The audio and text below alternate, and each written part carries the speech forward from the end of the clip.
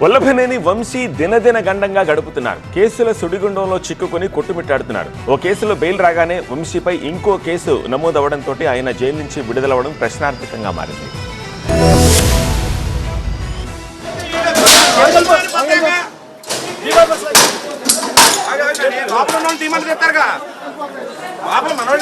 TDP ఆఫీసుపై దాడి కేసులో వల్లభనేని వంశీకి బెయిల్ మంజూరు చేసింది సిఐడి కోర్టు. ఈ కేసులో A71 గా ఉన్నారు వంశీ. ఇప్పటికే సత్యవర్ధన్ కిడ్నాప్ కేసులో SC/ST కోర్టు బెయిల్ మంజూరు చేసింది. ఈ రెండు కేసుల్లో బెయిల్ వచ్చినా వంశీ జైలు నుంచి విడుదలయ్యే అవకాశం లేదు. ఇళ్ల పట్టాల కేసులో వంశీని నూజివీడు కోర్టులో హాజరుపరిచారు హనుమాన్ జంక్షన్ పోలీసులు. దీంతో ఆయనకు ఈ నెల 29 వరకు రిమాండ్ విధించింది నూజివీడు కోర్టు.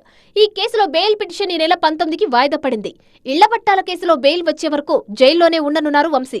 మరోవైపు వల్లభనేని వంశీపై ఇంకో కేసు నమోదైంది. గన్నవరంలో అక్రమ మైనింగ్ కు పాల్పడ్డారని కేసు నమోదు చేశారు గన్నవరం పోలీసులు.